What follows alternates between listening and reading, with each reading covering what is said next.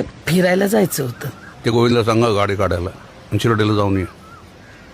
नाही तसं नाही, ते तसं फिरायला जायचं नव्हतं, असं फिरायला जायचं होतं. असं म्हणजे इंग्लंडला जायचं होतं. इंग्लंडला? ते कुठली ट्रॅव्हल कंपनी आहे ते बघू आणि मग ठरवू. बघून झाले? ठीक आहे, मग कुठली ट्रिप चांगली वाटते ते बघू आणि बुकिंग करू. बुकिंग पण झालंय, पैसे भरायचे असतील ना? ते पण भरलेत.